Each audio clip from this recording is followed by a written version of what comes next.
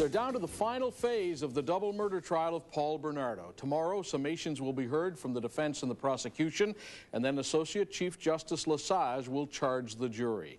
That jury has sat through 53 days of testimony from 86 witnesses over the past 3 months. Much of the testimony and evidence surrounding the deaths of teenagers Kristen French and Leslie Mahaffey has been shocking, to say the least. And testimony from the main witness in the trial, Karla Homolka, over her role has raised anger. Petitions demanding a public inquiry into Homolka's plea bargain deal are circulating in several Ontario communities and on the internet. To discuss all of this, we're joined now from her office in downtown Toronto by defense lawyer Karen McArthur. Hi, Mike. Karen, this is Paul Bernardo's 31st birthday. You've been watching this trial very closely. Is there any doubt in your mind that one of his birthday presents this year will be a guilty verdict from this jury that's heard all this testimony? Yes, there is a doubt in my mind. There is a doubt in my mind. The Chief Justice or Associate Chief Justice Lesage will charge the jury that they must acquit if they have a reasonable doubt. The obligation is on the Crown to prove the case against Paul Bernardo on the murder charges beyond a reasonable doubt. And you really have two witnesses there. You've got Karla Homolka, who is present, and you've got Paul Bernardo. And each have presented their versions under very lengthy cross-examinations to the jury. And I think most members of the public who watched Karla Homolka's testimony were left with a feeling that she wasn't totally credible, nor was her story very compelling. And so then you're going to have to ask yourself, can a jury, properly charged, convict Paul Bernardo on the basis of not very credible and not very compelling evidence? Do you think then that Paul Bernardo might walk?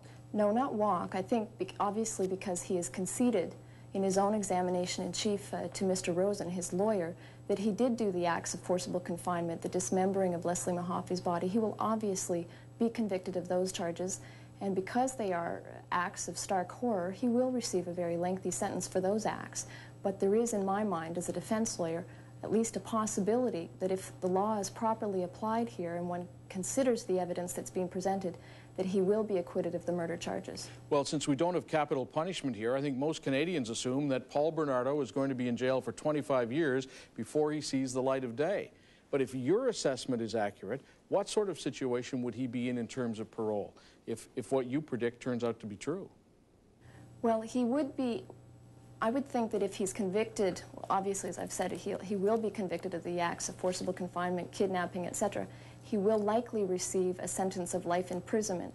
However, that doesn't mean life imprisonment without eligibility for parole for 25 years, as it would in the case of a murder conviction for first degree. What it will mean is that he will not have eligibility for parole for 7 years. That's the law in Canada.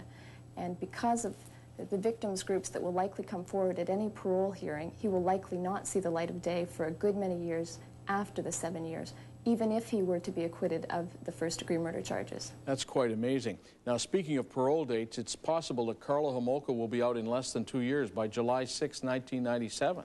I'm amazed by that.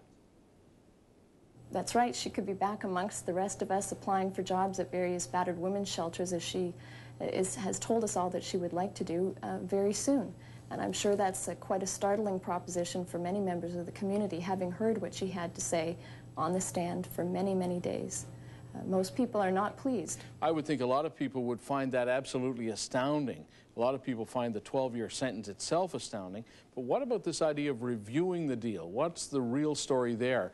What could be done? What can be done by the Ontario government in terms of the deal with Karla Homolka? The real story there, from a lawyer's perspective, is that Premier Harris, the Attorney General, cannot do anything to effect a change to the deal once it's been entered into and carried out before the courts.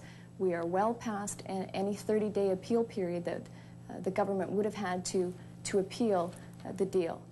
She has testified in accordance with the terms of the deal.